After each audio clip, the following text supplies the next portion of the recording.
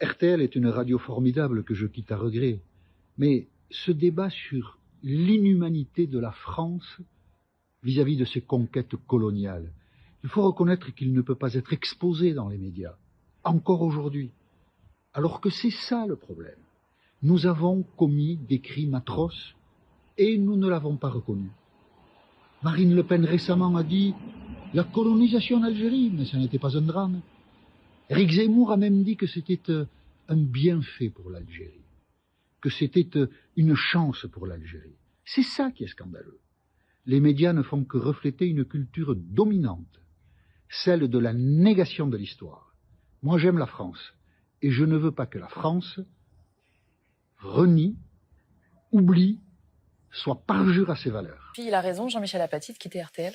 Ah bah, ça lui appartient, mais en tout cas, si tant est que ça ait le moindre poids, il a plus que tout mon soutien, parce que ça n'est pas anecdotique ce qui se passe autour de ça. C'est le symptôme d'une époque malade, ce qu'on appelle la post-vérité, c'est-à-dire que la vérité n'est plus qu'une opinion comme une autre.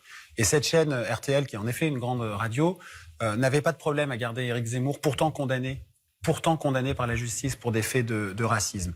Et quand un journaliste et chroniqueur comme Jean-Michel Apathy vient rappeler, comme les historiens le disent, des faits historiques, pas des opinions, des faits historiques, parce que ça chatouille les oreilles des négationnistes de l'extrême droite, alors ça devient inapproprié.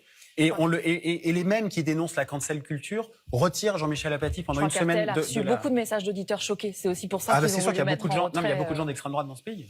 Ça, c'est certain. Et quand on vient leur faire accroire que, en fait, c'est pas vrai, que les faits ne sont pas les faits, bah oui, l'effacement de la frontière entre le vrai et le faux, ça rend les gens dingues, ça rend les gens crédules, ça peut les faire réagir. Oui, sachant mais précisément que tous les notre auditeurs métier. de RTL ne sont pas des. Non, c'est pas ce que je dis. Non, je dis pas du tout ça. Mais quand on efface la frontière entre le vrai et le faux, on crée un gouffre dans lequel une civilisation peut s'effondrer. Et je le dis avec un peu de solennité et de gravité, mais c'est gravissime ce qui s'est passé là.